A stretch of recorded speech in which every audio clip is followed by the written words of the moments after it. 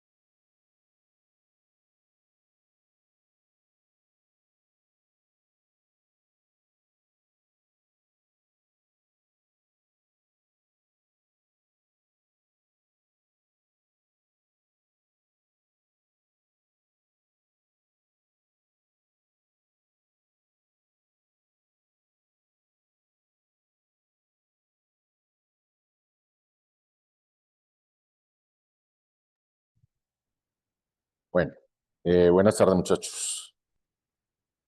Eh, Creo que hoy tampoco vamos a tener video por la cámara. Entonces vamos a tratar de hacer lo que podamos con simplemente lo proyectado en la tableta. Listo. Bien. Buenas tardes. Entonces, en la última clase hablamos un poco de la cuantización no uniforme eh, y mostramos, pues, digamos, en, que en determinados casos, o sea, para cuando tenemos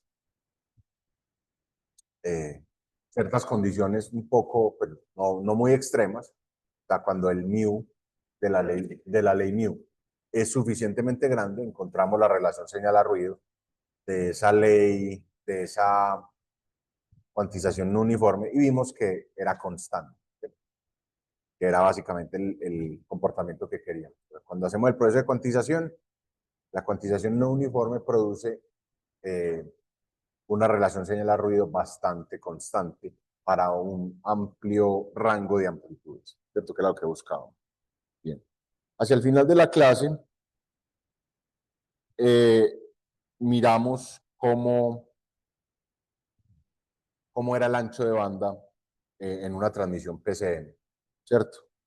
Entonces, hicimos pues unos calculitos bien sencillos y encontramos finalmente que el ancho de banda de transmisión estaba dado por n, que es el número de bits por cada nivel de amplitud, eh, por b, que es el ancho de banda de la señal original. Entonces, ese iba a ser el ancho de banda de transmisión de una señal PCM, ¿cierto? Con, eh, digamos, unos calculitos muy sencillos. ¿Qué vamos a hacer hoy? Hoy vamos a hacer un ejemplo sencillo que está en el libro. Lo vamos a hacer un poquito más en cámara lenta, que como lo hace el libro, para que entendamos bien qué es lo que está pasando. Y después de eso vamos a ver vamos un análisis general de lo que es el ancho de banda y la relación señal al ruido en PCM. Con eso, entonces, completamos el proceso de transmisión, o más bien de conversión de señales analógicas a digitales para un proceso de transmisión totalmente digital. ¿Qué viene ahí? Ya empezamos con lo que es la codificación de línea. ¿Listo? Eso es lo que sí. Muy bien. Entonces, ¿hasta aquí hay alguna inquietud?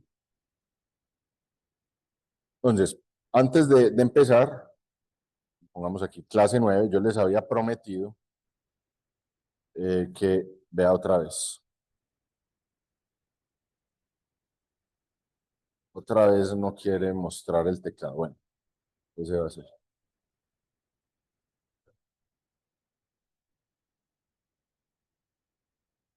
Entonces, antes de empezar la clase, digamos acá, primer parcial.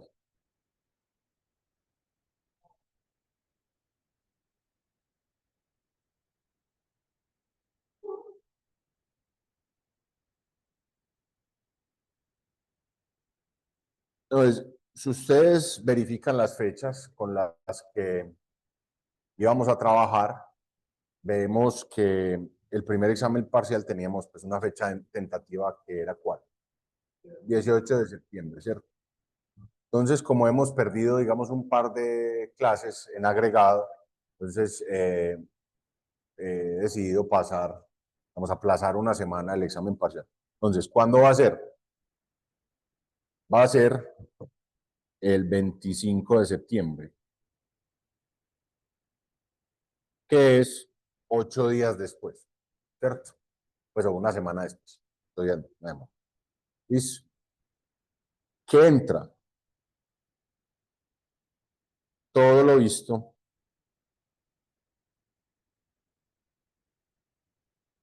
hasta la clase no, la clase de septiembre 18. Incluida.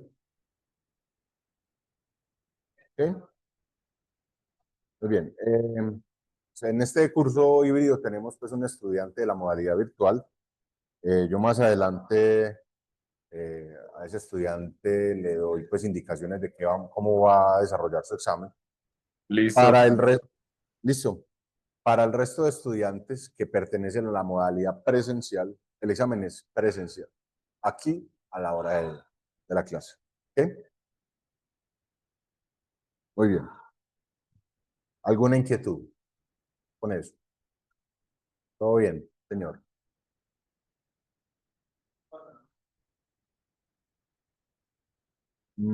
¿Qué se puede sacar en el parcial? No, todavía no lo he decidido.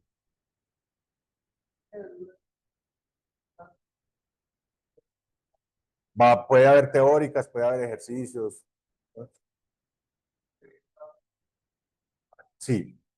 Entonces, voy a tratar este fin de semana de mandarles un taller. Listo. Básicamente es como un muestreo de ejercicios del libro para que ustedes, pues, digamos, los miren. Ojo con el taller, ¿cierto? Siempre me toca hacer estas aclaraciones. El taller no es un compromiso que yo quiero con usted para que el examen sea igual. Puede que sí, puede que no, ¿cierto? Es decir, los ejercicios que estén en el taller son simplemente para que usted evalúe el asentamiento del conocimiento, pues no para que usted, digamos, se aprenda de memoria los ejercicios pensando que es que eso mismo va a caer en el examen. No, pueden caer cosas muy distintas. ¿Listo? Taller es simplemente para que usted, después de tener la teoría clara, vaya y mire a ver qué tal está eh, esa interiorización del conocimiento. ¿Listo? Bien. ¿Alguna otra inquietud? Ok. Pues antes de seguir, yo voy a cerrar la puerta porque aquí está el profe.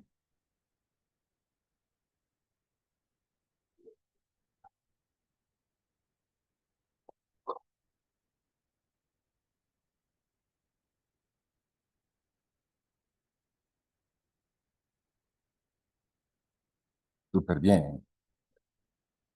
Listo. Ok. Pues ahora sí, ejemplito del libro.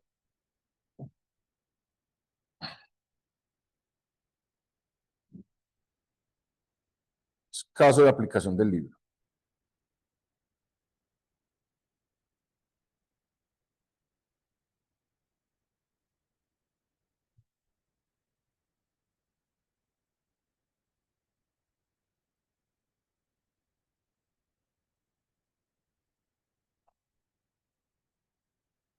Entonces dice, si una señal M de T tiene un ancho de banda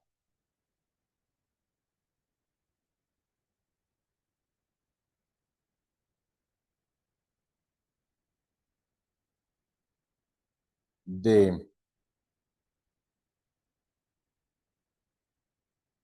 pongámoslo así, ancho de banda B igual a 3 kilohertz.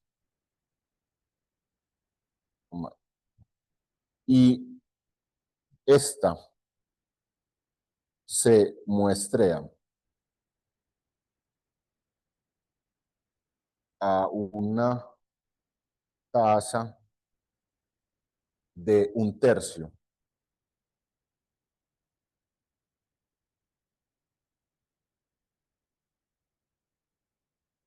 de su tasa de Nyquist,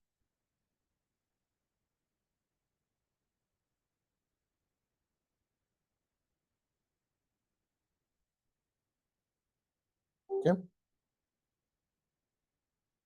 Para un error de cuantización máximo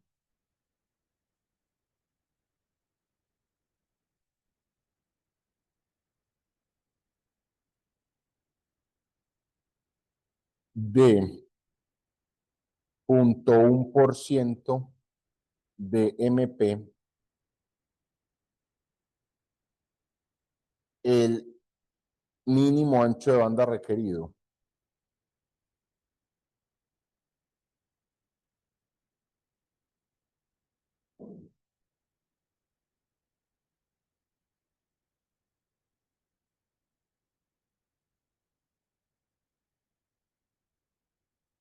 Para transmitir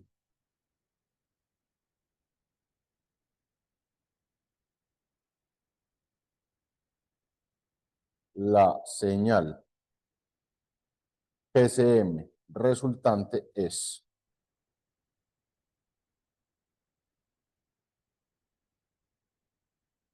¿Okay? Entonces, sí se entiende más o menos como las diferentes componentes de todo de este escenario, ¿cierto? Tenemos una señal con un ancho de banda dado de 3 kHz. Tenemos la tasa de muestreo, ¿cierto? Que se dice que es 1/3 por encima de la tasa de Nyquist, ¿cierto? Y tenemos el error de cuantización máximo del proceso de cuantización, ¿cierto? Entonces, se nos pregunta cuánto es el mínimo ancho de banda requerido. Listo. Entonces, empecemos. Cuando a mí me dicen que yo tengo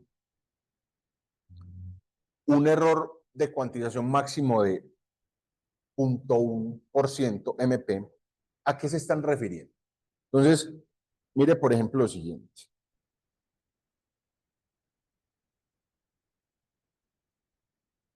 Voy a poner aquí un intervalo de esos de cuantización, ¿cierto? Ese intervalo de cuantización sabemos cuánto mide, es delta de B, ¿listo? Delta de B. Y entonces, suponiendo que la señal mensaje M de T pasa por aquí así, algo así, entonces, ¿qué ocurre? En el punto de muestreo, que supongamos que es este, ¿okay? En el punto de muestreo hay una aproximación. Y esa aproximación obedece a que ese valor de la señal original yo lo pongo y lo traslado a la mitad del intervalo, ¿cierto? Ese es el peor caso. O sea, cuando la distancia que tengo que recorrer en el proceso de aproximación de la muestra es la más grande posible, ¿cierto? Es esta. ¿Cuánto es esa distancia? Eso. Entonces, este pedazo es el máximo error de cuantización.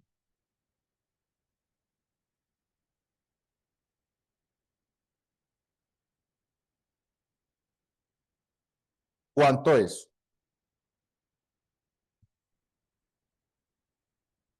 Entonces, ahí, o sea, inmediato, pues, delta de B sobre 2, delta B sobre 2, ¿sí o no? Poner un 2 ahí, y que eso no parezca una Z. Bien, delta B sobre 2, ok, perfecto. Entonces, resulta que a mí me están diciendo que ese error máximo debe ser 0,1 por ciento el valor de MP. ¿Qué quiere decir eso? Que delta B sobre 2, ¿cierto? Que es el máximo error de cuantización puede ser como máximo, es decir, esto debe ser inferior o igual a 0.1% MP, o sea, 0.001 MP. ¿Sí se entiende eso? Es bien sencillito, pues. ¿Okay? Ahora, Profe, qué pena, ¿lo puedo volver a repetir? Lo del 0.001 MP. claro, o sea, ¿de dónde viene el? Míralo aquí. Ah, 0.1% de MP, o sea, 0.001 ya. No había MP. visto lo del por ciento. Listo. Eso. Muy bien. Ahora, eso está claro. Perfecto. Si esa es la realidad, listo. Si esa es la realidad, ¿qué era lo que era delta de B? ¿Ustedes se acuerdan? Sí, listo. ¿Y es igual a qué? 2 MP sobre L. Entonces tenemos 2 MP sobre L, ¿cierto? Eso es lo que es delta B. Ese L me quedó como un 2. L, listo. Y todo eso sobre 2, ¿cierto? Y esto debe ser menor o igual a 0.001 MP. Muy bien. Entonces, pues una sola belleza. Se nos cancelan cositas. Entonces, por ejemplo, este MP se va con este man y pues el 2 también. Listo. Entonces, ¿qué vemos? Obtenemos finalmente que 1 sobre L debe ser menor o igual a 0.001 o dice que L debe ser mayor o igual que 1 sobre 0.001, que a esta hora nos dice que L debe ser mayor o igual que 1000. Listo. ¿Qué quiere decir eso? Rápidamente, que el número de intervalos de cuantización es por lo menos 1000 para poder cumplir con el máximo error de cuantización. Es eso. ¿Listo? Muy bien. Ahora, adicional a eso, listo. Entonces, vimos en términos de bits. Entonces, sabemos que el número de intervalos de cuantización es L. Muy bien. En términos de bits. Entonces, ¿cuántos bits se necesitan para poder representar L niveles o L intervalos de cuantización? Ok, entonces miramos. ¿Por qué 10, Manuel?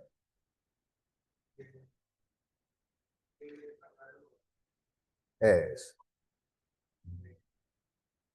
Exacto. Entonces, dice por acá Manuel que yo tengo que hallar el logaritmo de esa cantidad, el logaritmo en base 2 de esa cantidad y lo que me dé hacerle roof o ceiling, pues. ¿Qué es eso?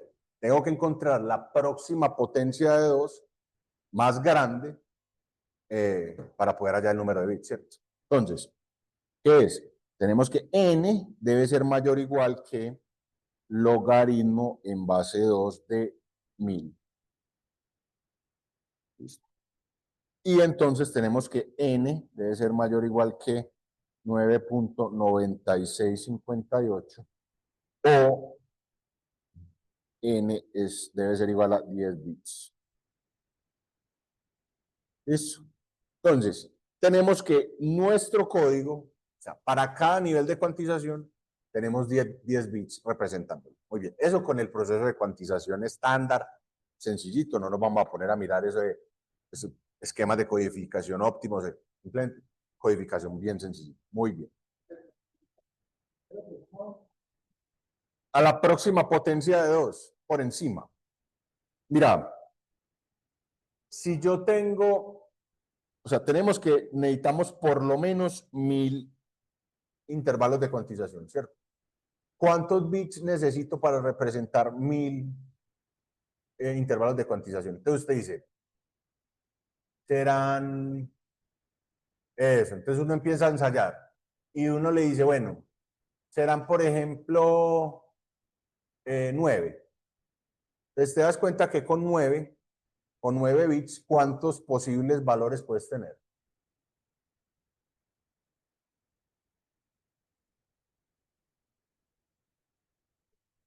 Eso. Entonces, con 9 bits puedes tener 512 posibles valores. Entonces, con eso nada más pudiera representar 512. ¿Cuál es el siguiente? 1024. ¿1024 es mayor que 1000? Sí. Eso ese análisis que acabé de hacer pues ahí en el aire es equivalente a esto que acabé de hacer. O sea, el número de bits siempre está por encima del logaritmo en base 2 del número de intervalos. ¿Sí? Listo. Hasta ahí todo bien. Entonces, si ustedes recuerdan de la formulita que vimos ahorita, del ancho de banda, fíjense que necesitábamos N y B. Acabamos de hallar el N. ¿Listo? Entonces ahora lo que hay que hacer es precisamente incorporar el B. Vamos a mirar. Muy bien. Entonces, digamos así. La tasa de muestreo. Entonces, recuerde, ¿cuál es, si el ancho de banda de la señal es 3 kilohertz? Entonces uno dice, la tasa de muestreo es 6 kilohertz, o sea, 6 muestras por segundo. Eso. Esa es la tasa de Nyquist, pero a mí me están diciendo que es un tercio por encima de eso. Es el ancho de banda correspondiente a esa tasa de muestreo. ¿Listo? Entonces, no se muestrea a la tasa de Nyquist.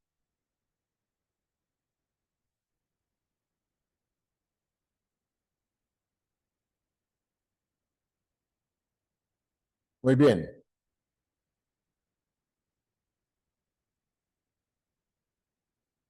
Entonces, sería la tasa de muestreo va a ser 2 veces por 3 kilohertz, o sea, 3000, ¿cierto?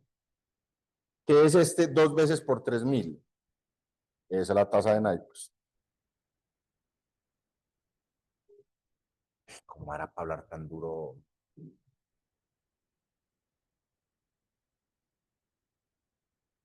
Bueno, pedirle clases o a ver si de pronto mejoro mi proyección. Entonces tenemos eso, pero eso no es. O sea, nos queda faltando un tercio por encima. Entonces, por 1 más un tercio, ¿cierto? Y esto, a esta hora, te da, vamos a hacerlo pues ahí en la calculadora y querés, nos da 6000 por 1.3333, o sea, 8000. 8000 Hz. Listo. Entonces, con esto, ya, Profe, una preguntita, ¿por qué es entonces que se multiplica por el 4 tercios? un tercio. ¿Cuántos tercios? Un tercio. Pues como allá hay un 1 más un tercio. Allá. Porque te están diciendo acá arriba que se muestrea a una tasa, un tercio por encima de la tasa de Nyquist. La tasa de Nyquist es 2 veces el ancho de banda, Ajá. ¿cierto? Entonces, 2 veces el ancho de banda por un tercio por encima. ¿Sí o no? Ah, listo, listo. Lo del por encima. Ya, ya. Sí, claro. O sea, no es que sea un tercio de, porque ahí entonces haces el muestreo mal. Es un tercio por encima. ¿Sí o Claro, no? claro. Sí, sí, sí. Bien. Y entonces con eso ya podemos calcular el ancho de banda de transmisión. Entonces el ancho de banda de transmisión será, ojo, esto es, ese 8000 Hz es también 8000 muestras por segundo. ¿Sí o no? Y cada una de las muestras tiene ¿cuántos bits? Entonces, tenemos 10 bits por muestra. Con eso, entonces ya sabemos, finalmente, entonces yo escribamos acá, 8000 muestras por segundo, ¿cierto? Por 10 bits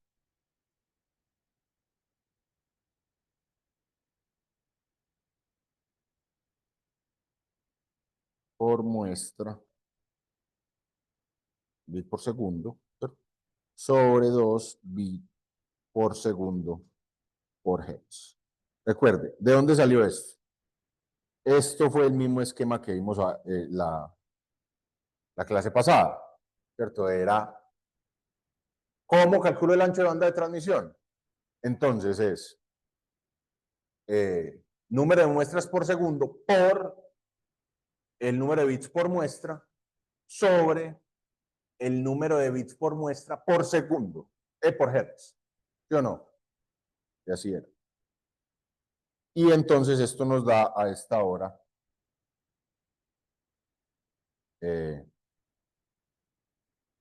eso da ya 80.000 sobre 2. 80.000 sobre 2, o sea, 40.000.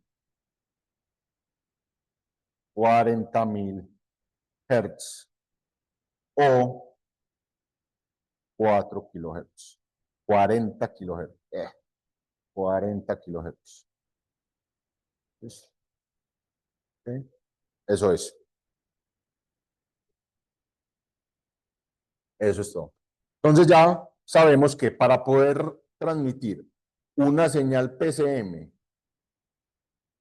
¿cierto? Con esas características, es decir, un ancho de banda de 3 kilohertz y con un máximo error de cuantización de 0.1 MP, 0.1% MP, necesito 40 kilohertz para poder transmitir. Eso es todo. ¿Ok?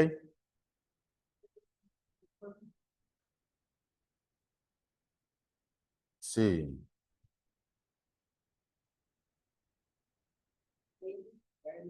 Ah, o sea, yo volví a hacer este cálculo.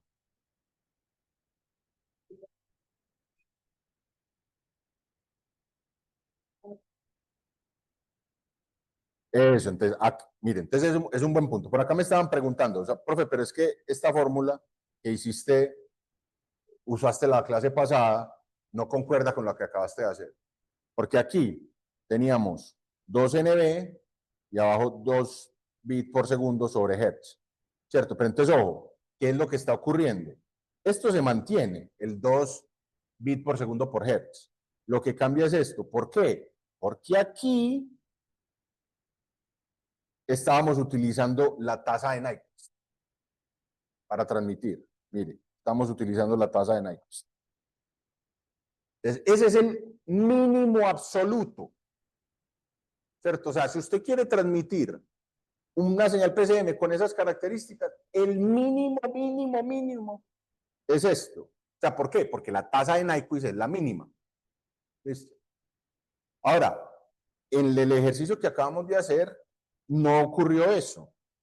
No estábamos transmitiendo con la tasa de Nyquist, sino con un poquito más. Entonces, ¿dónde se pone ese poquito más? Pues aquí. Ah.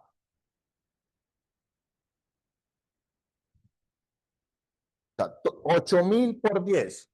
Nuevamente. O sea, recuerde, las unidades de este muchacho, ¿cuáles son las unidades de este calidoso acá? Eso. Entonces, muestras, Era muestras por segundo, profe. exacto, muestras por segundo. Y las de este muchacho, muestras por segundo. Y las de este muchacho,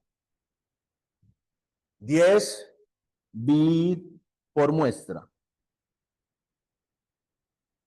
Entonces, al hacer la multiplicación, te das cuenta que todo el numerador te queda en bit por segundo. ¿Sí o no? Es precisamente, pues, las unidades que necesitamos. Bit por segundo, tal que se te cancelen estos bits por segundo con los bits por segundo del denominador. ¿De dónde viene este 2? Recordar, si tenemos un ancho de banda de 1 Hz, ¿cuántos bits me caben en ese ancho de banda? En 2 bits. ¿Listo? Lo que habíamos dicho. Strun. Ahí está. O sea, yo repetí el cálculo de la clase pasada modificando el numerador. ¿Por qué? Porque el numerador de la clase pasada era con la tasa de Nyquist. Aquí no estamos trabajando con la tasa de Nyquist. ¿Y por qué la clase pasada era la tasa de Nyquist? Porque ese es el mínimo posible. ¿Listo? Aquí no estamos trabajando con el mínimo posible. ¿Ok? ¿Sí está claro? ¿Cómo? En este caso no, porque la transmisión, la codificación es completamente binaria, ¿cierto? Entonces, por cada símbolo hay un bit. O sea, es dos posibles valores y ya. ¿Ok? Muy bien. ¿Alguna inquietud con esto, señor?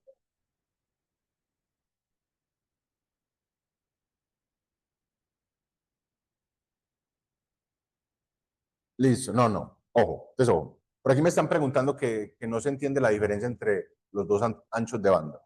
Estoy asumiendo que lo que me estás preguntando es cuál es la diferencia entre este cálculo de ancho de banda y el de la clase pasada. Eso es lo que me estás...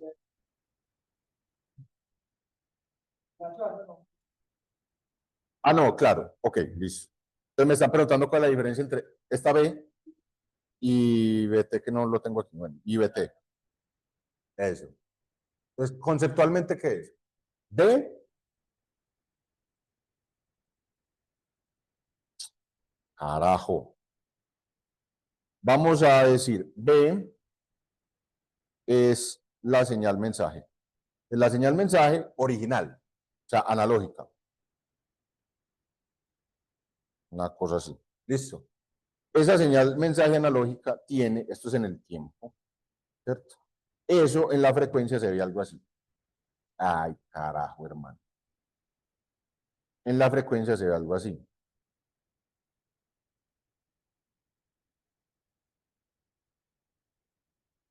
Listo. Bueno, vamos a asumir que sí, ustedes me creen que se ve así. Este segundo gráfico es en la frecuencia.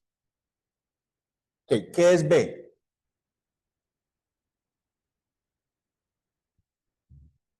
Esta medida acá es B. El ancho de banda que ocupa la señal mensaje original. Ahora, ¿qué es este BT? El BT. ¿Qué es este BT? A diferencia de ese B.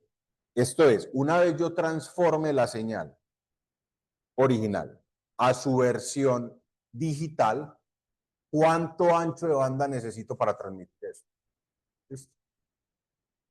Entonces, como bueno, la señal original ocupaba B, pero necesitaba B para transmitir, si fuera a transmitir, pero como yo la voy a convertir a digital, porque sí, la necesito digital, entonces, bueno, ¿cuánto es el equivalente en consumo de ancho de banda de esa señal digital? Ahora, ese equivalente no es uno a uno, es decir, hay una serie de parámetros que uno debe considerar. ¿Cuánto tolero yo de ruido?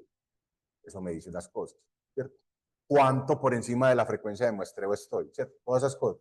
Cuando combino todo eso, me produce el ancho de banda de PCM con esas características, es este, que es muy superior al de la señal original.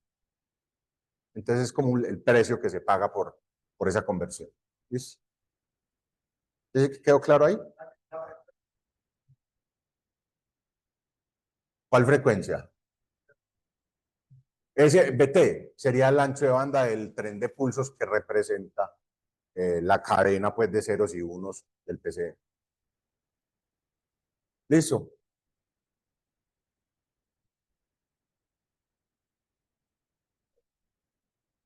¿Alguna otra inquietud, muchachos, por ahí? ¿Todo bien? Okay. Insisto, por favor, ofrezco disculpas por ser tan repetitivo, pero es muy importante que usted le quede esto bien sembrado en la cabeza. Yo volví a hacer el cálculo de la clase pasada. En vez de usar la fórmula que habíamos obtenido,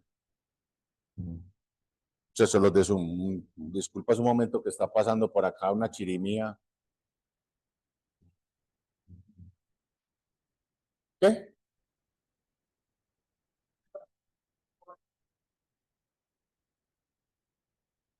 Sí, vamos a esperar a que unos minuticos a que pase el carnaval y continuamos, listo.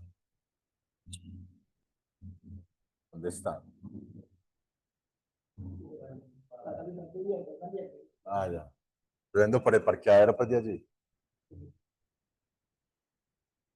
Profesores de cátedra, entonces.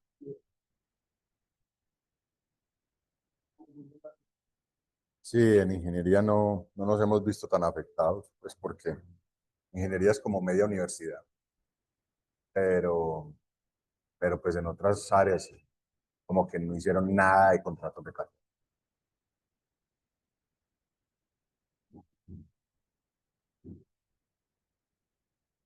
Bueno, pues ya habiendo pasado el carnaval, entonces, por favor, discúlpeme lo reiterativo. Necesito que usted entienda muy bien esto. Yo no usé la fórmula que habíamos obtenido la clase pasada que decía que BT era igual a NB. No la usé, sino que la volví a calcular. O sea, utilicé el mismo procedimiento para calcular esto, o sea, el número de muestras por segundo por el número de bits por muestra. Sobre, este sí queda igual, 2 bits por segundo por hertz. ¿Listo? Muy bien. ¿Por qué no usé esta fórmula ahí abajo? Porque es que esa fórmula ahí abajo la hicimos asumiendo que la tasa de muestreo es la tasa de Knight. ¿Y por qué hicimos eso con la tasa de Knight? Esa es la tasa de muestreo más baja posible. Entonces ese es el mínimo posible ancho de banda. Ahora, si usted va a transmitir muestreando con una tasa superior, entonces volvés a hacer el cálculo. Listo. Pero pues que ya no lo voy a repetir más, espero que haya quedado claro. Muy bien. Perfecto.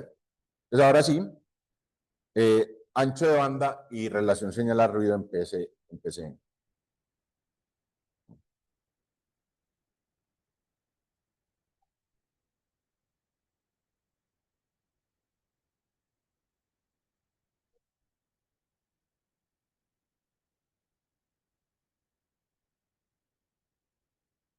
Bien,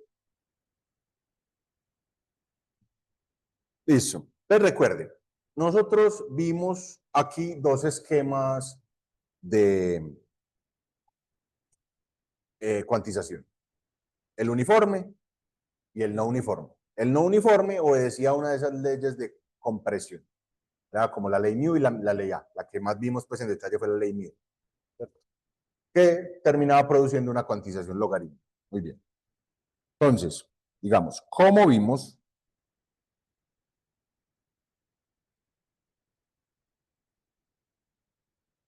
la relación señal a ruido? En general en PCM era así. Dos opciones. 3L cuadrado por la potencia de la señal mensaje, ¿cierto? Sobre MP cuadrado. Recuerden, ¿cuándo ocurría eso? Si tenemos cuantización uniforme.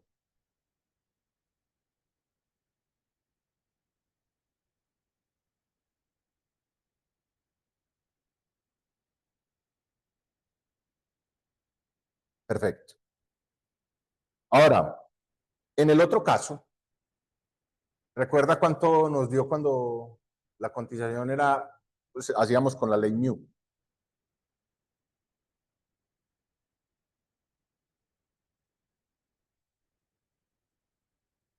Eso. Entonces sería 3L cuadrado sobre logaritmo natural de 1 más mu al cuadrado. ¿Listo? Esto. Si ley mu de compresión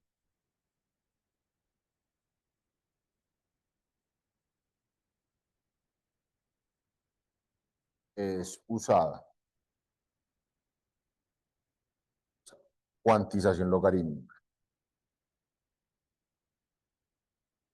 Ahora, recuerde, aquí no lo voy a escribir, pero recuerde, esta fórmula tenía un requerimiento. ¿Cuál era?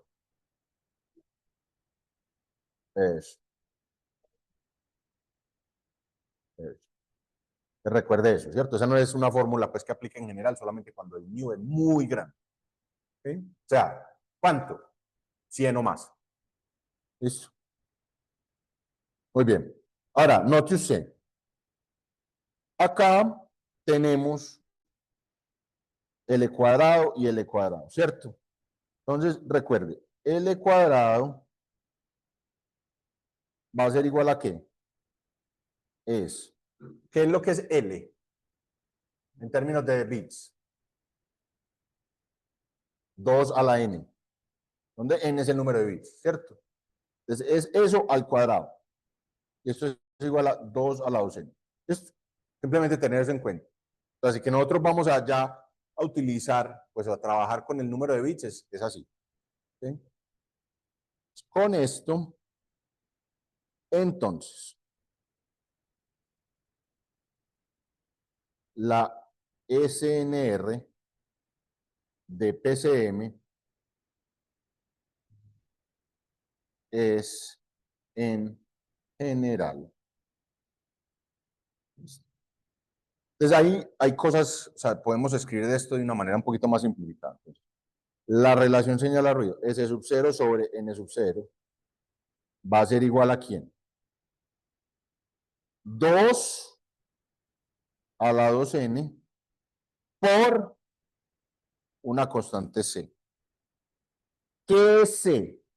¿Dónde?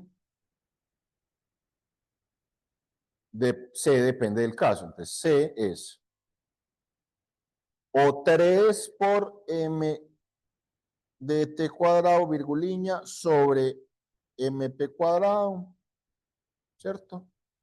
Sí, cuantización uniforme. O C también es ¿qué? Dígame usted. Es 3 sobre logaritmo natural de 1 más mu al cuadrado. Esto sí, cuantización logaritmo. Muy bien. ¿Okay? Espero que quede claro, pues. Ahora, como BT mínimo, recuerde, mínimo, mínimo, mínimo, mínimo. BT mínimo. ¿Cuánto es? Eso en general, no, no en el ejemplo, sino en general. NB es Hertz. Entonces,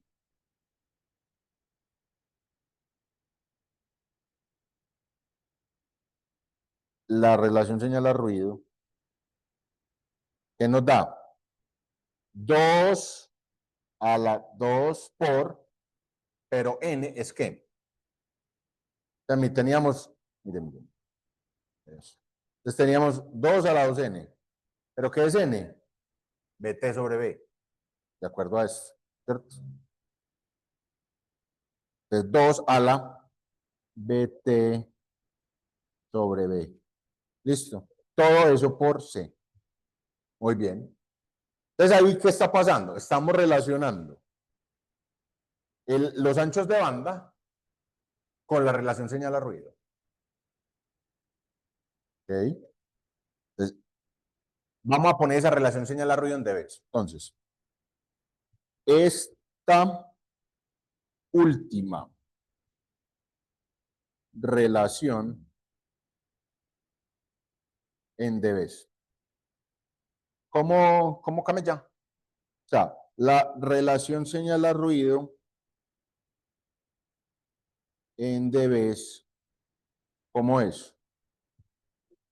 Es 10, no natural. Cuidado con eso. Si usted pone eso, el logaritmo natural, ¿qué pasa? ¿Cuáles son las unidades de eso?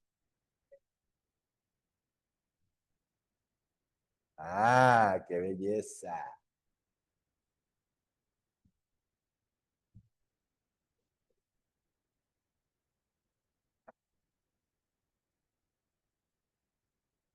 O sea, estoy diciendo es que por aquí dijeron que esto era 10 logaritmo natural. Le dije, no, es 10 logaritmo en base 10. ¿Qué pasa si pongo un logaritmo natural? Está bien. O sea, para nuestros objetivos funciona también. Es que ya las unidades por convención no son dBs, en otra cosa. ¿Cómo se llama?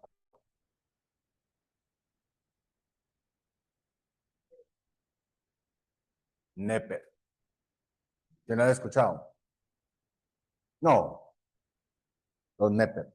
Son unidades también de relación de potencia, atenuación, por ejemplo, pero utilizando logaritmo natural en vez de logaritmo base 10 pues, para la transformación. ¿Sí? Listo. ¿Por qué no se usa? Porque es que eso es potencia. Esto es potencia de derecho, esto no es voltaje ni corriente. O sea, el 20 es con cantidades como voltaje, corriente, esas cosas. ¿Por qué? ¿Ah?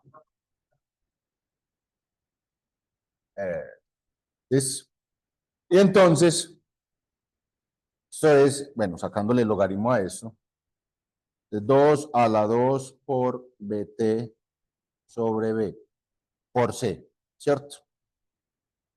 Y entonces 10, bueno, esto ya pues el algebrita, qué cansancio.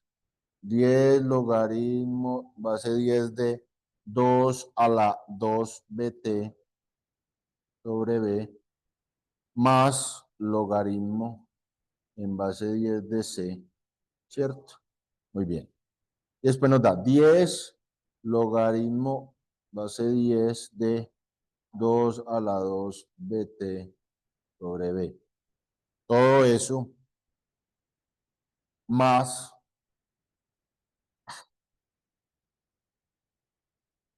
hagámoslo un poquito más rápido. Voy a pasar este para adelante. Entonces, así, 10 logaritmo en base 10 de C. Listo, ese es el último término. Y el otro es 10 por, eso, 2 por BT sobre B. O sea, bajo el exponente, ¿cierto? Bajo el exponente.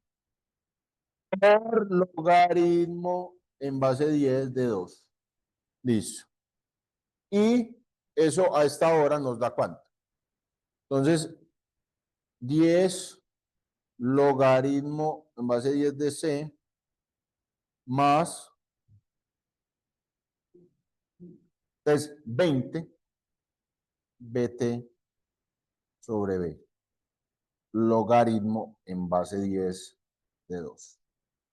Y finalmente esto da aproximadamente 10 logaritmo base 10 de C por, entonces ¿cuánto da esto?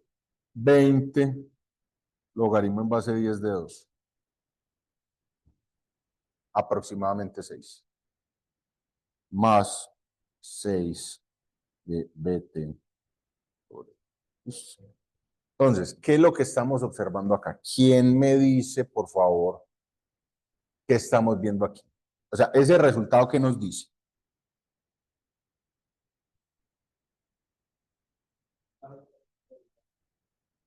¿Cómo? Claro. Uy, espérate que me desconecte esto acá. Era otra vez el computador. Ya volví. Listo. Entonces, eso es lo que queríamos encontrar. O sea, queríamos encontrar una conexión entre los anchos de banda y la relación señal-ruido. Ahí está. Pero ¿qué significa? ¿Qué estamos viendo?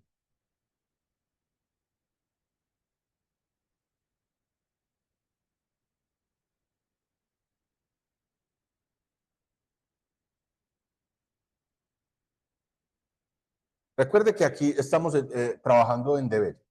¿Listo? Entonces, si usted cambia un poquito la cantidad, eso en realidad significa un cambio muy grande. ¿Sí o no? Entonces, note por ejemplo esto. Si yo incremento este man, el ancho de banda de transmisión, un poquito, la relación señal a ruido me incrementa mucho. ¿Por qué? Porque esto es de vez. ¿Sí o no? Entonces, si yo incremento esto, por ejemplo, en 3 unidades, la relación señal a ruido se aumenta en el doble. ¿Sí o no? Entonces, eso es lo que estamos viendo, pues, precisamente. O sea, un pequeño incremento en el ancho de banda de transmisión significa un incremento muy grande de la relación señal a ruido. O leído al revés, para yo tener un incremento, así sea pequeño, en el ancho de banda de transmisión, la relación señal-ruido tiene que ser mucho más grande. ¿Listo?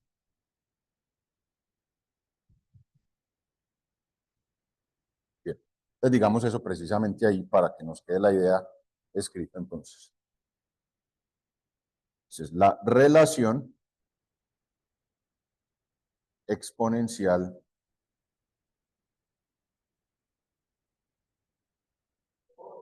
entre BT y la relación señal-ruido. Si vemos la relación exponencial. ¿Por qué vemos la relación exponencial? Si quiere antes de sacarle los logaritmos, mire, desde antes, vea, está la relación exponencial entre el ancho de banda y la relación señal-ruido, ¿cierto? Entonces, yo incremento esto un poquito, esto se me incrementa horrible. ¿Sí o no? Esto es lo que estamos viendo. Entonces, decimos, un incremento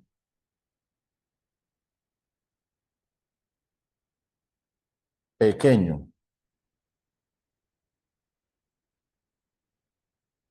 del ancho de banda de transmisión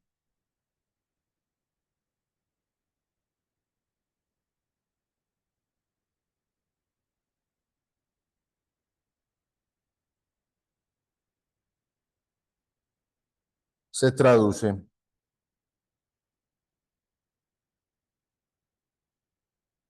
en un gran incremento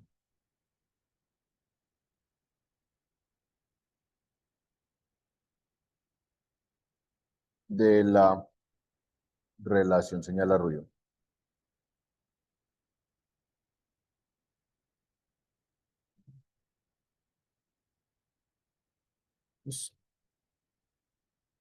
Eso es lo que vemos ahí. Que yo no sé esto por qué no se quiere como esconder esta cosa. Pues, muy bien. Ahora, devuélvase. ¿Qué era lo que era esto? ¿Esto qué era lo que era? N, número de bits. Entonces, si usted escribe eso en términos de número de bits, ¿qué vemos? Entonces, usted incrementa en un bit el código, ¿cierto? Del proceso de cuantización y es qué pasa con la relación señal-ruido.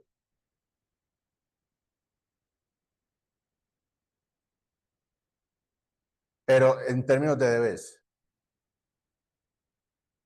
Entonces, sí se entiende lo que pasa, mire. Estoy diciendo que esto es n. Suponga que usted esa n la aumenta en 1, o sea, ya no es n, no n más 1. Entonces, ¿en cuánto se te creció la relación señal-ruido? Dbs. Yo pues, muchacho, en 6. ¿Eso es cuántas veces? No es el doble. 4 veces. 3 dBs es el doble. 6 dBs es 2 veces el doble. Entonces, ¿qué es lo que está sucediendo? Un bit que yo ponga adicional en el código se traduce en un requerimiento, en una relación señal-ruido de 4 veces la original. Entonces, digamos eso pues para cerrar. Además,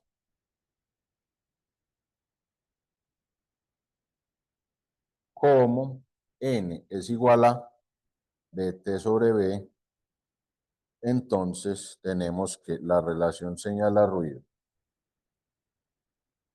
en dBs es aproximadamente igual a 10 logaritmo base 10 de c más 6n. Y entonces nuevamente, ¿qué significa eso? Un incremento de un bit en el tamaño del código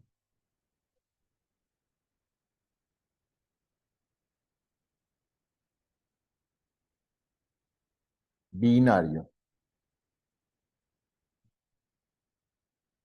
asignado a cada nivel de cuantización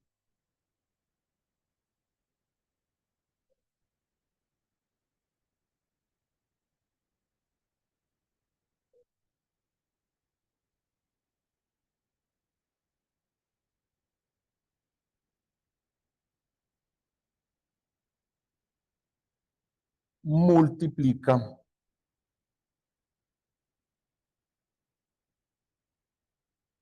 por 4, da 6 dB,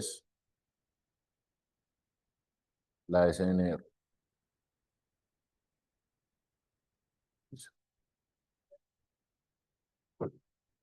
Eso es todo. Entonces, encontramos arriba pues, la conexión que queríamos entre el ancho de banda y la relación señal-ruido, pero también pues, tenemos la relación entre la relación señal-ruido y el número de bits. ¿Cierto? Muy bien. Ok, muchachos. Entonces, como les decía, esto culmina o esto cierra lo que íbamos a ver sobre la conversión análoga a digital. Bueno, analógica a digital. Conversión analógica a digital. ¿Sí? ¿Qué sigue? Códigos de línea. Yo entiendo que usted tiene ya alguna noción de los códigos de línea, con todo redes 1 o algo así. Sí. Los mismos que aquí. Codificación de canal, no. La codificación de canal es, o sea, cuando hablamos, el término codificación de canal normalmente se refiere a codificación para detección y corrección de errores. Ese no es el objetivo principal de los códigos de línea. Con algunos códigos de línea se pueden detectar errores y algunos errores y se pueden corregir en ciertas circunstancias, pero ese no es el objetivo principal de los códigos. ¿Okay? Muy bien. Ahora, los principios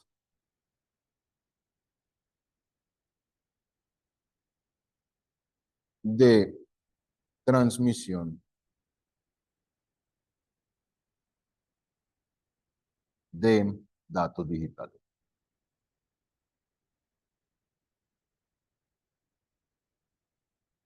¿Okay?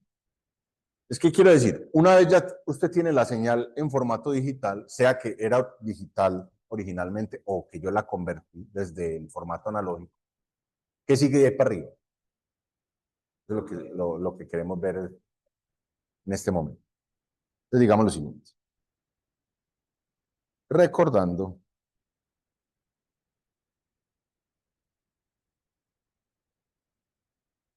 el esquema de cualquier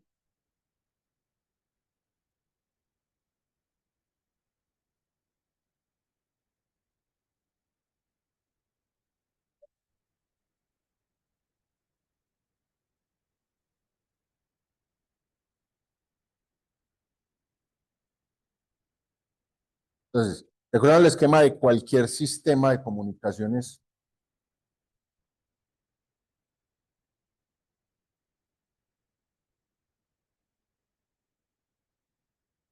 Sistema de comunicación digital que vimos.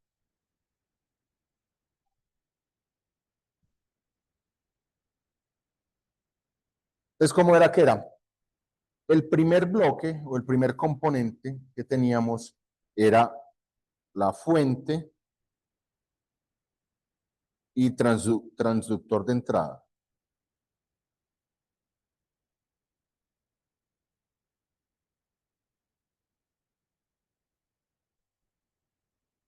Esto era el primer bloque.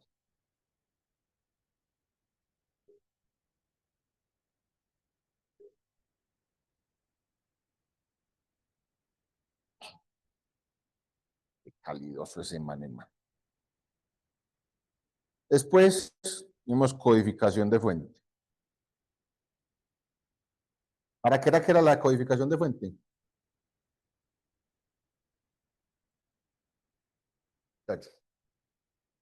Codificación de fuente.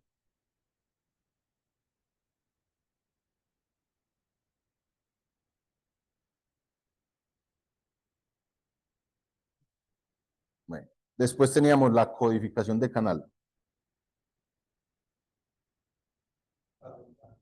¿Qué? Eso. ¿Qué ocurre? La mayoría de eh, formatos de representación de las señales trae redundancia. Entonces, la codificación de fuente busca eliminar toda esa redundancia. ¿Sí? La codificación de canal hace lo opuesto, meterle redundancia. Pero, ¿cuál es la cosa? Esa redundancia que yo le inserto, yo la controlo. Eso es para protegerme contra los efectos nocivos del proceso de transmisión. Entonces, esa es la idea. Codificación de canal, pues modulador digital.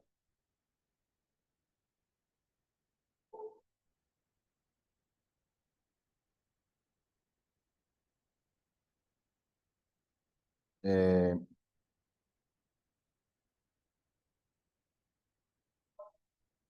Voy a correr esto un poquito, todo esto. Teníamos también una cosa que denominamos multiplexor. ¿A qué era eso? Eh, Combinar señales en una sola, señales provenientes de varias fuentes. Listo. Uy, bueno,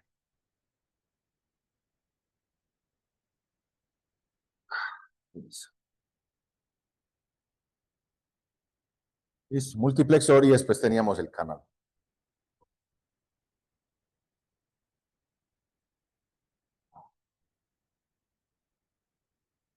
Listo. A este bloque le dimos el número 1. Este era el 2, 3, 4, 5, 6. Entonces, bueno, este proceso pues simplemente como va en este sentido. ¿Ok? Muy bien. Aquí obviamente continúa con todos los mismos bloques, pero en el lado del receptor. O sea, que invierten los procesos hechos en el lado del transmisor. Bien.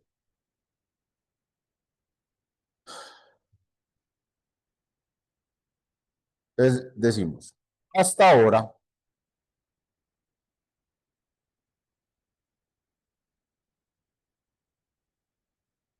nos hemos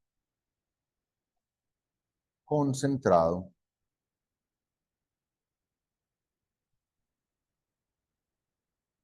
en el bloque 1, cuando la fuente de información es analógica.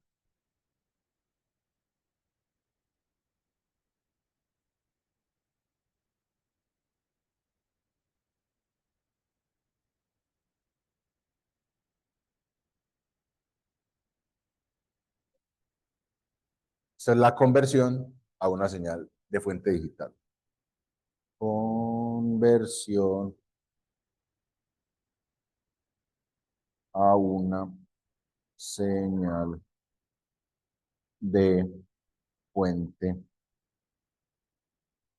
digital. Listo. Ahora, eh, bueno, antes de que se me olvide, yo les envié un correo eh, explicando pues paso a paso cómo podían acceder a las grabaciones. Alguno tuvo, pues intentó ver las grabaciones. Si funciona, ¿sí? Si pudieron acceder, pues. Bueno. Ok, entonces, en esta sección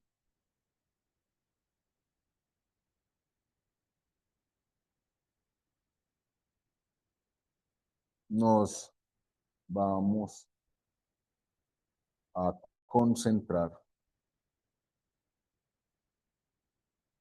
en los bloques 3 y 4.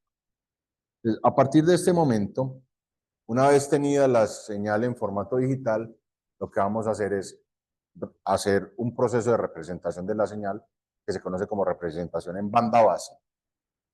Ahí, uno de los métodos que se utiliza son los códigos de línea y después veremos lo que es la modulación digital. ¿Listo? Eso es lo que haremos en esta unidad. Esta es la unidad más larga del. Entonces, digamos que lo que acabamos de ver, lo que acabamos de cerrar es como el primer cuarto del curso. Esta unidad que estamos empezando es 2/4 del curso. El último cuarto es la de análisis de desempeño. ¿Listo? Muy bien. Entonces, estamos diciendo codificación de canal,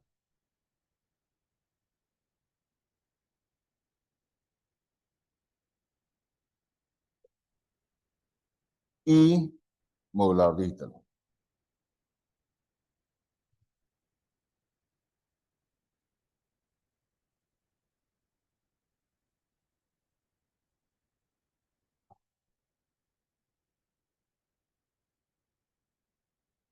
Uy, determinante.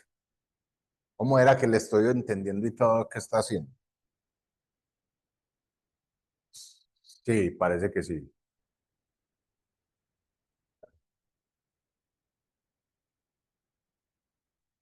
En fin. Entonces, este asunto en este contexto, cuando hablamos de modulación en banda base, cuando hablamos de codificación de canal, estamos hablando de modulación en banda base.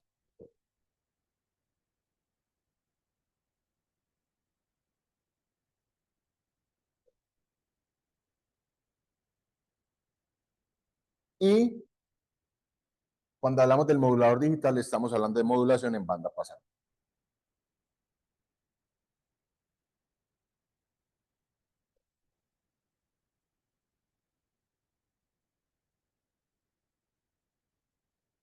Bien, listo. Entonces, ¿qué vamos a hacer?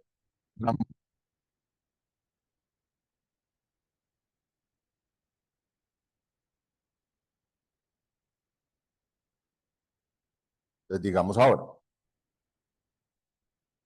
modulación en banda base.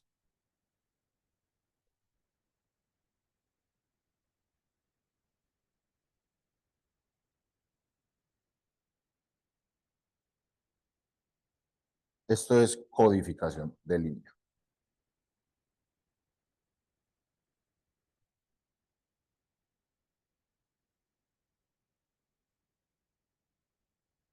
Muy bien. Pero ahorita hice la pregunta y me enredé pues explicándole y respondiéndole a Manuel. Ustedes de pronto ya tienen alguna noción de lo que son los códigos de línea. De pronto en redes 1 o algo así vieron algo. Es. Por aquí están diciendo polar, bipolar, Manchester. Esos son, precisamente. Eh, yo le pregunto, ¿uno para qué hace esa codificación de línea? Es decir, ¿para qué hace esa modulación en bandadas? Entonces yo ya tengo la señal en unos y ceros, ¿cierto? Está digital. Entonces yo estoy diciendo que estoy insertando adicionalmente un proceso de codificación sobre esa secuencia de bits, ¿cierto? En unos y ceros. Estoy insertando un proceso de codificación ahí. ¿Usted por qué cree que se hace eso?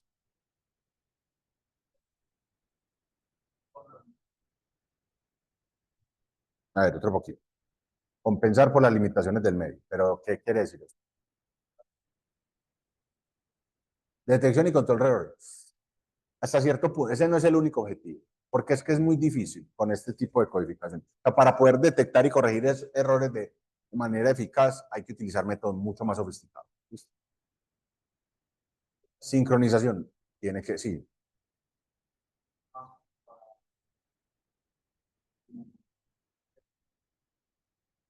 Disminuir el efecto que tenga el ruido en la transmisión. También, también. Entonces, si vamos a recoger todas esas respuestas que han dado, es básicamente acomodar la señal, ¿cierto? De manera que los efectos nocivos que trae la transmisión por el canal se minimicen todo lo que se pueda para cada aplicación. eso de para cada aplicación es muy importante, porque es que no existe una única codificación que es mejor que las otras. No, mejor para qué, ¿cierto? Entonces, cuando hablamos de, es que esta codificación es pobre en ancho de banda, es decir, consume mucho ancho de banda. Pero, por ejemplo, me lleva información de sincronización. En mi aplicación en particular puede que eso sea muy bueno. Tengo mucho ancho de banda y necesito llevar la señal de reloj ahí mismo en la codificación. Bueno, es perfecto. Entonces, es responder a las características de tu canal de transmisión y anticiparte un poquito, acomodar la señal para que cuando uno empiece a transmitir, pues el impacto que tiene los efectos negativos del canal sea el menor posible. Entonces, eso. ¿A qué le quiera yo dar prioridad? Y eso de que a quién le quiera yo dar prioridad tiene que ver con precisamente como las características o propiedades del medio de transmisión. Entonces, no es lo mismo transmitir en fibra óptica, donde el ancho de banda es gigantesco, ¿cierto? Que transmitir inalámbricamente. No es lo mismo transmitir por un cable par trenzado, así sea, no sé, 500 metros, que hacer una transmisión a un satélite. O sea, los recursos que se usan son muy distintos. Entonces, por ejemplo, usted tiene un satélite que se va a comunicar con otro. ¿Listo? Eso hoy en día pues está muy de moda. Desde hace varios años, cuando empezaron a desplegarse masivamente servicios de internet satelital. Como, ¿cómo qué? No. Starlink. El de, el que dije yo. Starlink es internet. Eso dije yo. Listo. Creo pues, ¿cierto? Creo que dije internet satelital. Entonces, los satélites se tienen que comunicar entre ellos, obviamente, ¿cierto? Muy bien. Entonces, ¿qué ocurre? ¿Cuál es uno de los insumos más escasos allá de un satélite tratando de comunicarse con otro? En el espacio. No, el ancho de banda no es de lo más delicado. Claro, o sea, es limitado, pues no es infinito como en fibra óptica, de fibra, el consumo de potencia. Porque un satélite tiene una pilita, ¿cierto? Entonces, cualquier cosa que vos hagas con el satélite tiene que estar muy bien medida en consumo de potencia, ¿cierto? Entonces ahí, el criterio más importante es que tu codificación consuma la menor cantidad de potencia. ¿Listo? Ese es el mensaje. ¿Okay?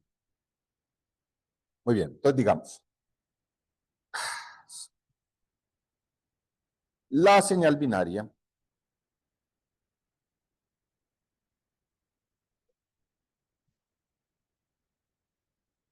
que proviene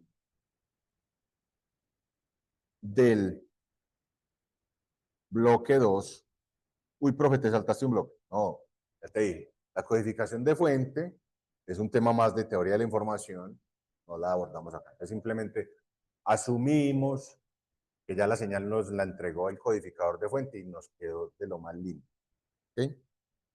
No puede ser transmitida en símbolos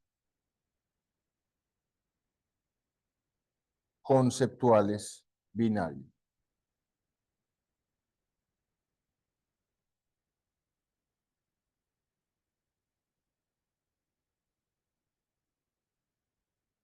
Debe ser convertida en pulsos eléctricos.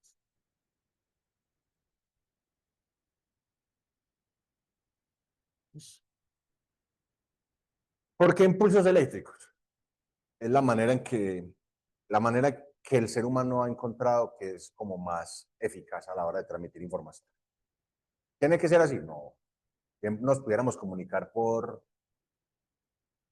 sonido, digamos cambios de presión. Por ejemplo, hace poco, no sé si usted acuerda pues en electromagnetismo, cuando, cuando usted transmite una onda electromagnética en el mar, adentro del mar, el agua, ¿qué pasa con esa onda electromagnética? Se muere muy rápido, ¿cierto? Porque el agua de mar es lo que se conoce como, entre comillas, un buen conductor. Los buenos conductores son buenos conductores de corriente, pero no de ondas electromagnéticas. Es como muy paradójico. Usted tiene un buen conductor, pues conduce corriente, muy bien, pero las ondas electromagnéticas no se propagan bien por ahí. Al revés, usted tiene un dieléctrico muy bueno, o sea, un aislante muy bueno, eso no conduce corriente, pero la propagación de las ondas electromagnéticas es como paradójico eso. Entonces, ¿qué ocurre? Yo estos días estaba teniendo una conversación con alguien, hablando pues como de buceo, se preguntaba si existía pues algún mecanismo que uno tuviera como máscaras, uno, en su grupo de buceo uno pudiera hablar, comunicarse pues ya no por señas, pues con las manos, sino pues hablar directamente, comunicarse. ¿Cómo hace uno? ¿Cierto? Si no puede transmitir utilizando pues pulsos electromagnéticos, ¿cierto? Entonces me puse a buscar y encontré. ¿Con qué se transmite? Ultrasonido. Se transmite con ultrasonido. Es lo mismo. O sea, en ese medio, digamos, lo más conveniente es, en vez de utilizar pulsos eléctricos, pues ultrasonido. Y estamos diciendo pulsos eléctricos porque la gran mayoría de aplicaciones pues, utilizan pues, pulsos eléctricos. No tiene que ser necesariamente. Depende del medio, ¿cierto? Entonces, debe ser convertida en pulsos eléctricos. Muy bien. Este proceso se conoce como codificación de canal. Esto tiene muchos nombres. Pues codificación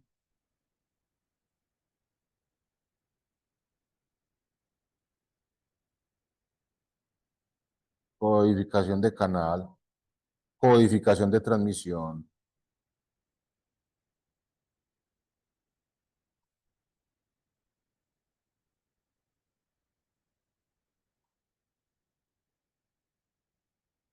No deberíamos poner de martillo en una subasta, somos, no, al profesor. Uh. Bueno, codificación de transmisión, modulación en banda base.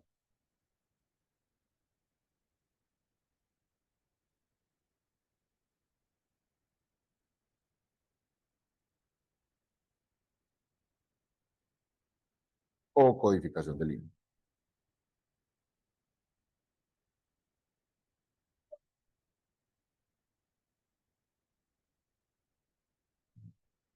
Bien, voy a hacer por aquí un poquito las cosas.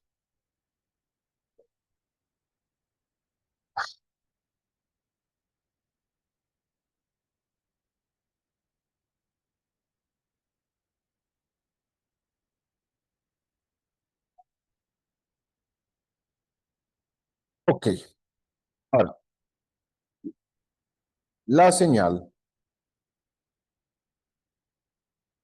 en pulsos eléctricos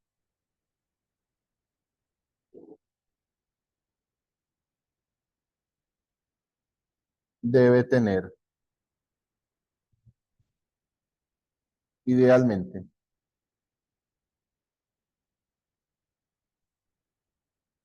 las siguientes propiedades.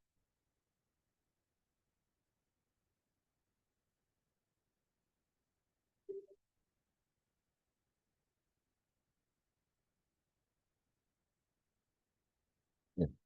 Entonces, lo que voy a continuación listar una serie de propiedades deseables en cualquier código de línea. ¿Listo? Seguramente usted recordará alguno. Por ejemplo, ¿qué recuerda usted que uno quisiera tener en un código de línea cualquiera? Bajo ancho de banda. ¿Listo? Entonces, bajo ancho de banda. Perfecto. ¿Algo más?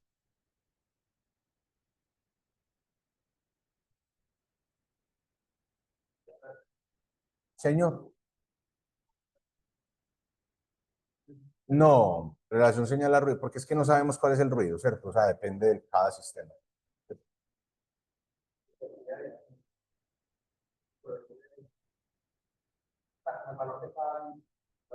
Eso está relacionado a lo que se está diciendo Manuel acá.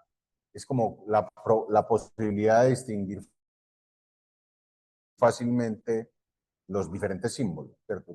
Distinguir entre 0 y el 1 y el 1 y el 0. La cantidad de símbolos, ¿cómo así? Quam no, todavía no hemos llegado a Quam. Sincronizar, eso sí es uno. Entonces, vamos acumulando.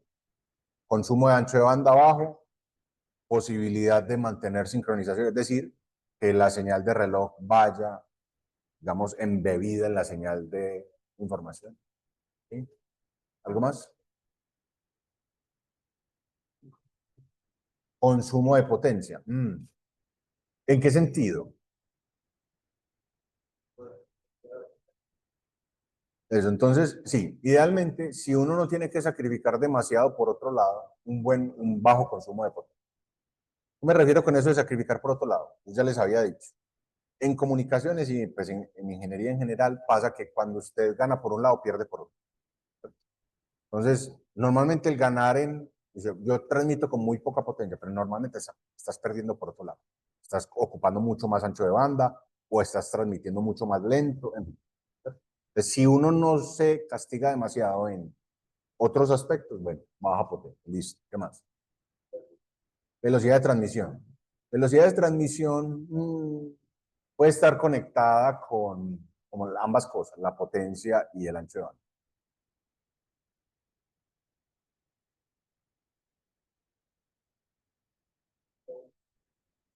Facilidad de implementación de un criterio, definitivamente. Facilidad de implementación.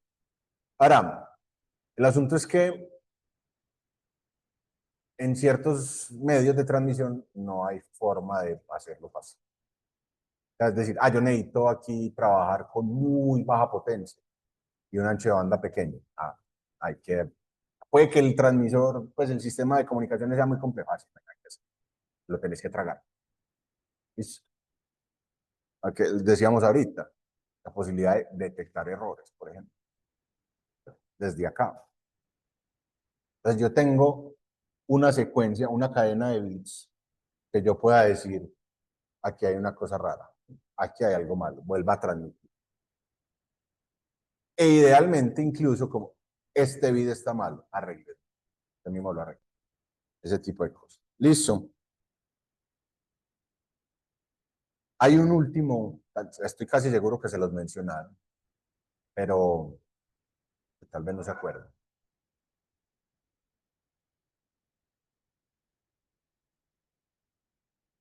No, no, nada más.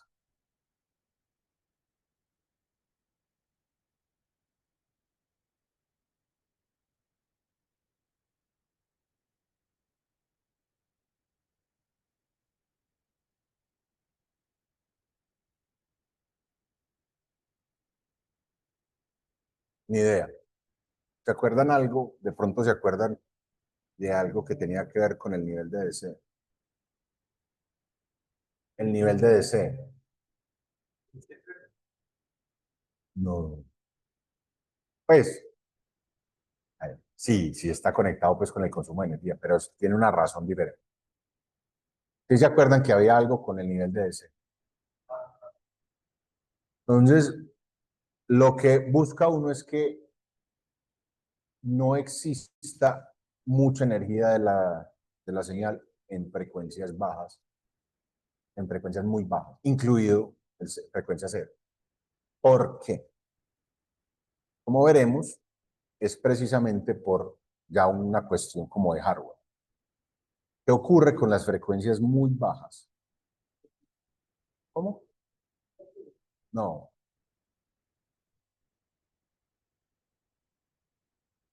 Es muchos dispositivos resonadores pues, que hay, por ejemplo, no operan bien. ¿Por qué? ¿Qué pasa con las frecuencias muy bajas? El campo eléctrico y el campo magnético están desacoplados. Es decir, si yo tengo una frecuencia muy baja, las variaciones del campo versus la geometría del problema son, o sea, las variaciones del campo son demasiado lentas comparadas con la geometría del problema. ¿Listo? Entonces, se me desacoplan los campos, en cuyo caso un circuito resonador no opera bien.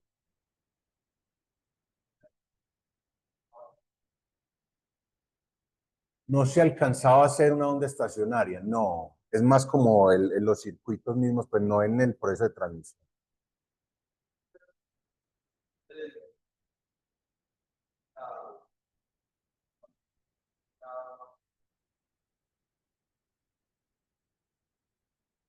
Sí, eso. Entonces ya se iba más por ahí. Dice, por ejemplo, dice aquí Manuel que tenía que ver con las limitaciones de la frecuencia más baja que uno puede enviar. Y es precisamente como las limitaciones de hardware pues, circuitales por el efecto del desacople de los campos. ¿Cierto? Entonces, eso es un asunto mucho más sutil, pues, que no está como tan obvio, pero es una cosa que se quiere. Baja potencia, baja energía en frecuencias bajas. Entonces, digamos, primero, bajo ancho de banda.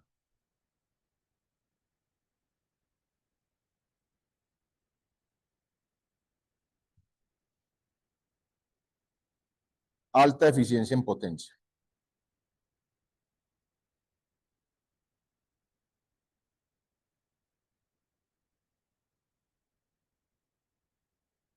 Es decir, baja potencia de transmisión.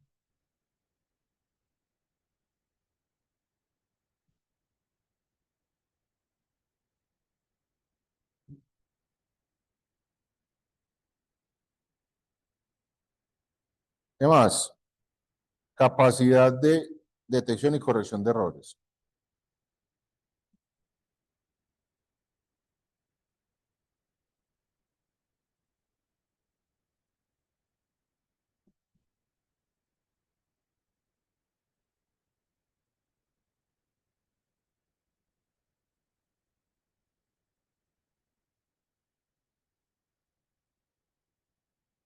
Y finalmente lo que acaba de decir, densidad espectral de potencia.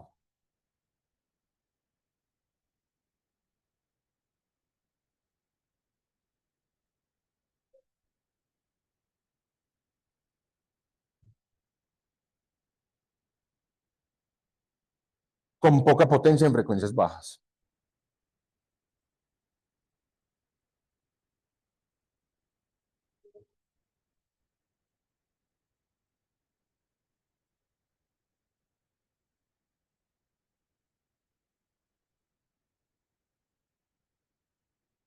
Incluido el cero, pues, incluido el nivel de cero.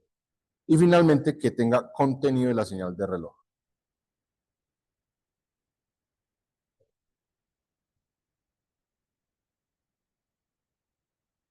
¿Eso para qué? Nuevamente, para sincronizar. Pues,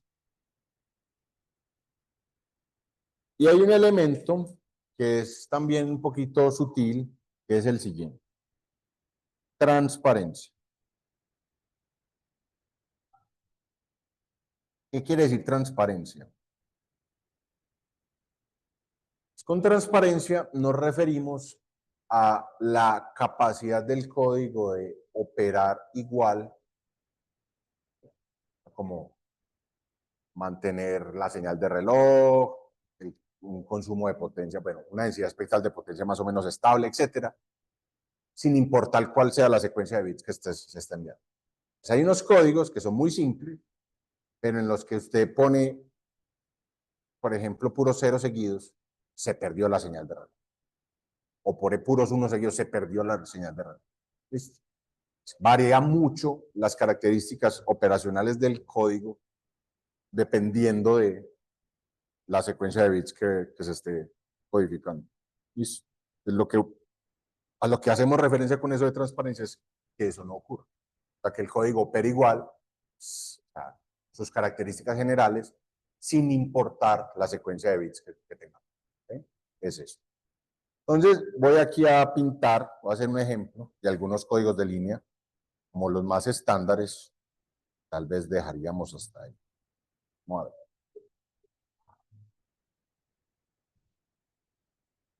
Entonces, ejemplos de algunos códigos de línea.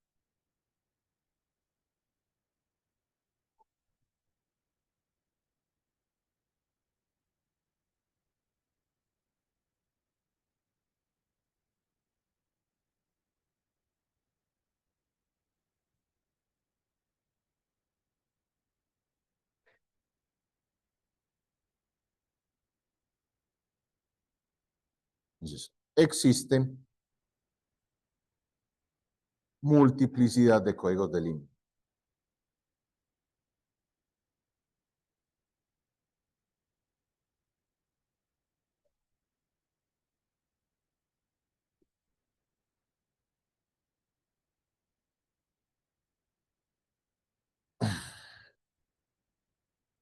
Que en el balance entre simplicidad de construcción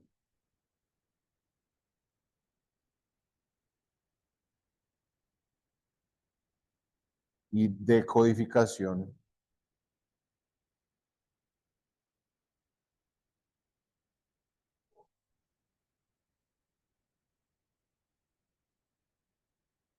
y las diferentes propiedades mencionadas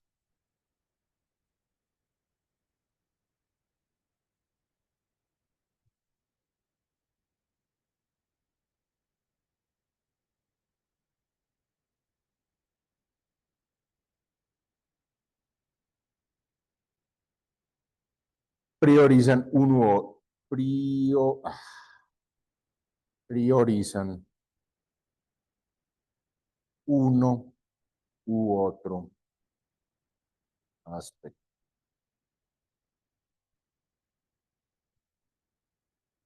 Los siguientes son algunos ejemplos.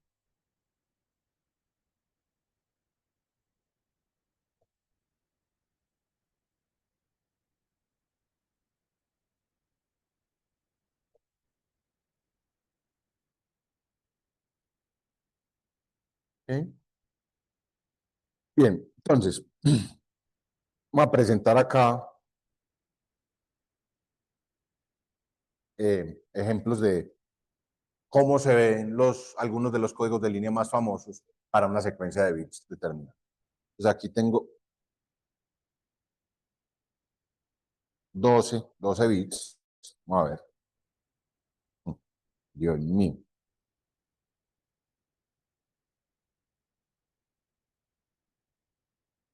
Entonces, uy, ¿será que me cabía así?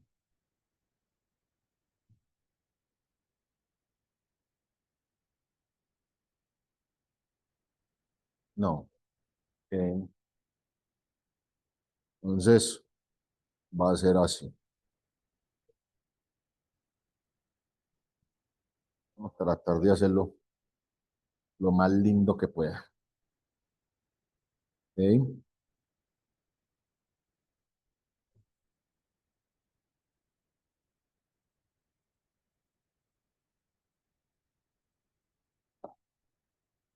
Ok. Vamos a ver.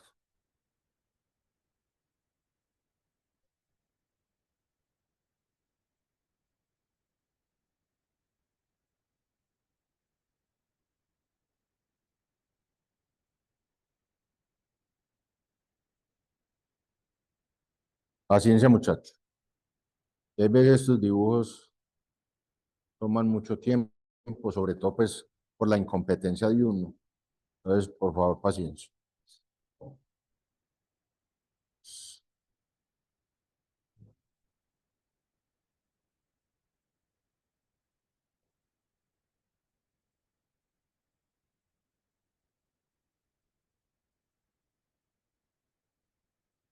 Van ahí. 7.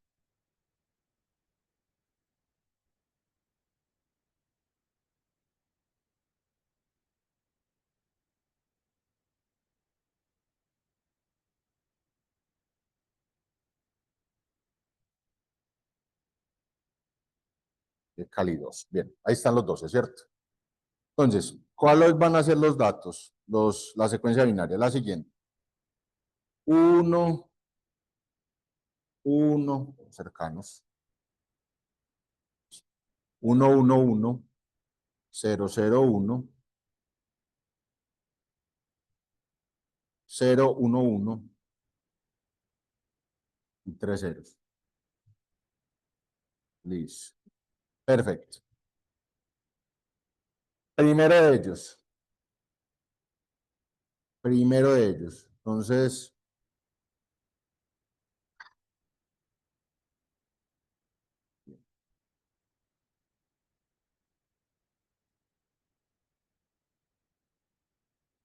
un poquito más para arriba. Muy bien. Entonces, esto es en el tiempo, ¿cierto? Muy bien. Entonces, ojo a este.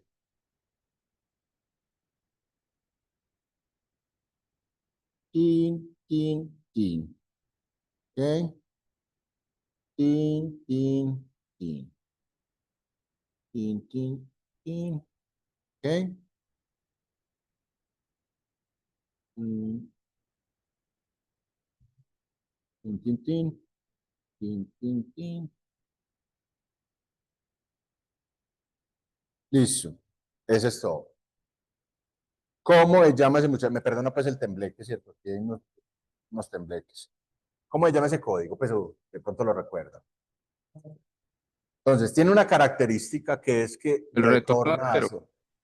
Eso, entonces, retorna a cero. ¿Cómo así que retorna a cero? Cuando está en 1, el 1, ese alto, valor de voltaje, no sé, cualquiera, no se mantiene durante toda la duración del bit, sino que baja a cero. Por eso se llama retorno a cero. Pero el código no se llama así. O sea, el código tiene la característica de retorno a cero, pero el código no se llama así. No se llama Manchester.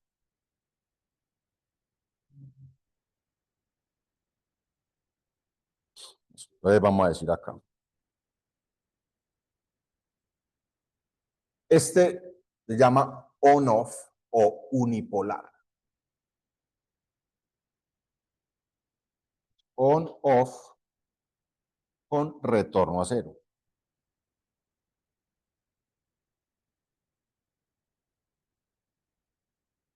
Eso. Muy bien. Seguimos.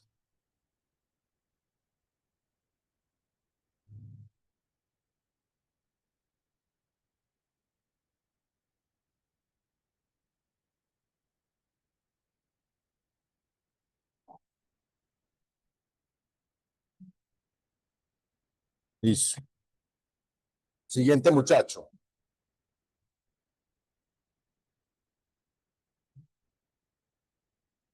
Entonces vea este otro. Para los unos. Bueno, aquí hay una cuestión. Antes de pasar al segundo. ¿Qué nota usted de esas características que vimos, que listamos ahorita, qué puede ver usted? O sea, por ejemplo, consumo de ancho de banda. Todavía no tenemos herramientas para saber si consume bastante ancho de banda o no. Lo mismo creo yo que con el consumo de potencia. Bien. Pero sí podemos saber, por ejemplo, eso. Entonces, podemos detectar errores y corregirlos. O sea, si a usted le llegan 3 pulsos de esos así seguidos, usted puede decir, ah, aquí hay uno malo. No, ni idea, ¿cierto? Adicional a ¿eso tiene nivel de S, sí o no? Sí tiene nivel de S. En promedio, sí. Obviamente depende de cuántos unos haya, ¿cierto? Porque si son puros ceros, pues no hay nivel de S. Pero sí tiene nivel de S. ¿Listo? Bien. Ok, el siguiente muchacho. Y no es nada transparente. O sea, si usted tiene una secuencia de puros unos, ok, el hecho de que tenga retorno a cero ayuda. Pero si usted tiene una secuencia de puro cero, se jodió. O sea, usted ya no sabe qué está recibiendo. ¿Sí o no?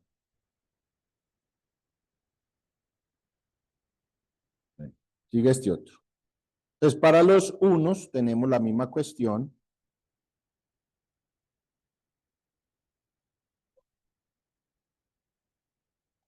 Pero para los ceros, ¿qué vamos a hacer? Pulsos, pero con polaridad negativa. O sea, esto. Ay, hombre.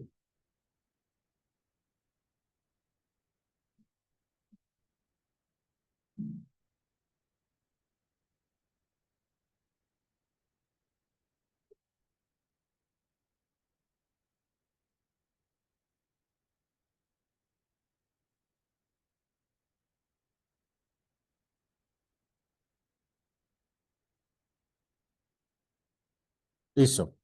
¿Quién se acuerda cómo se llama eso? ¿Cómo? No se llama bipolar. Se llama polar.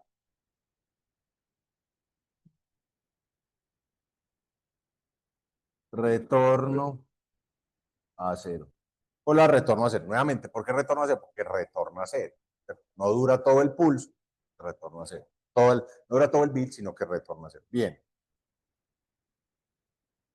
Eh, otro. Ahora sí, el bipolar. ¿Cuál es la característica del bipolar? Que le pueden dar unos episodios, unos periodos de manía y otros de depresión. Entonces, mire, ¿cuál es la diferencia? O sea, ¿por qué tal vez suena que ese que acabamos de hacer es bipolar? Porque cambia como de polaridad, ¿cierto? Pero en realidad el bipolar tiene una característica adicional y es que alterna la polaridad siempre. Es decir, para un bit en uno tengo polaridad positiva, el siguiente bit en uno, polaridad negativa. Y el siguiente bit en uno, polaridad positiva. ¿Listo? Entonces, el primer bit, el primer uno es tin, tin, tin, ¿cierto? Pero ya el segundo no puede ser con la misma polaridad. Entonces, tin, tin, tin. Muy bien. Y el siguiente uno, cambia de polaridad. Ok, perfecto. Listo. El siguiente uno está en dónde? Por acá. ¿Qué polaridad? Hacia abajo, ¿cierto? Y el siguiente uno, hacia arriba. Y el siguiente uno, hacia abajo. Y ahí se acaba. Listo. Entonces vemos, como les decía, los unos alternan su polaridad.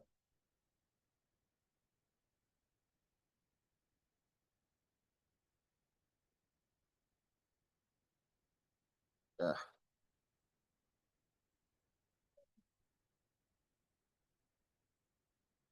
muy bien. Vemos pues eso aquí en estos. Listo. Este es entonces, como les decía, bipolar. También se conoce como pseudoternario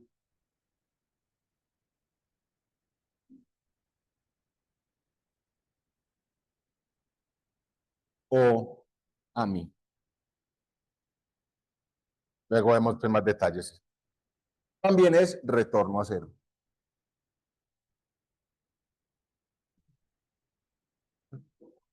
Muy bien. ¿Cuál es la gracia de este man? Que usted pueda ver. Profe, creo que es que se pueden detectar errores si dos pulsos Es, llegan a la misma polaridad. exactamente. Entonces tiene un mecanismo un poquito sencillo, pero funciona en ciertos casos para detectar errores.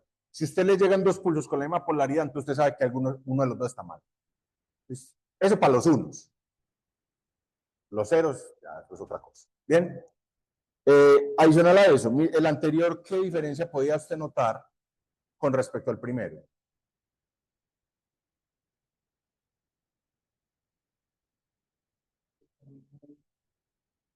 Es la eliminación del nivel de directo. ¿Sí o no?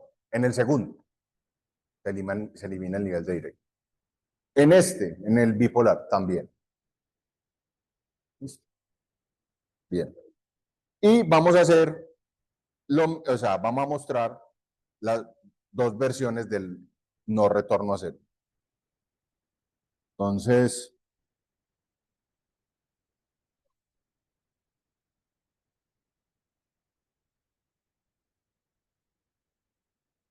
¿cómo sería, por ejemplo, el on-off no retorno a cero? Mírelo acá. Los primeros 3 bits en 1. Tun, ¿cierto? Y después viene a haber un 1 por acá, solitario. Listo. Trin. Y después 2 unos seguidos. Allí. Perdón. Tin, tin, tin. Y ahí se acabó. Este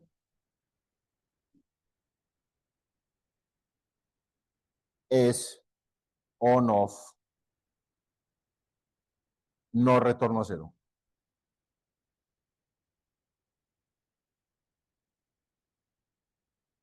¿Qué de particular tiene esto? Que no es para nada transparente, ni cuando se mandan unos seguidos, ni cuando se mandan ceros. Se pierde la señal de reloj con mucha facilidad. O sea, si usted no tiene alternaciones constantes entre ceros y unos, se pierde la señal de reloj de uno. Tiene una secuencia larga de uno, se perdió la señal de reloj. Secuencia larga de cero, se perdió la señal de reloj. En fin. ¿Okay? Y el último caso es el polar.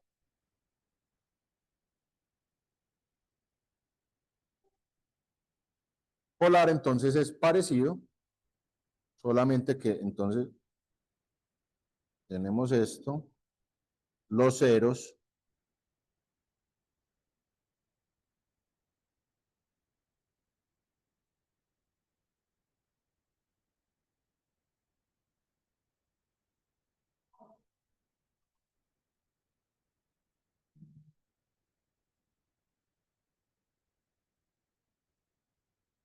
¿sí lo ve?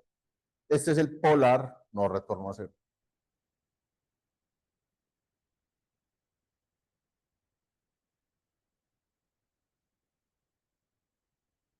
Muy bien. Entonces notamos en esos últimos dos lo mismo, pérdida de señal de reloj con mucha facilidad. ¿Okay? Entonces, estos son algunos ejemplos de códigos, códigos de línea sencillos. ¿Qué vamos a hacer entonces a partir de la próxima clase?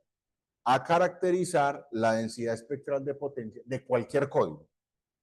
Y después, cuando ya tengamos esa caracterización, lo empezamos a ver, bueno, cómo se ve esto si lo aplicamos al polar, cómo se ve esto si se lo aplicamos al honor, y así sucesivamente. ¿Listo?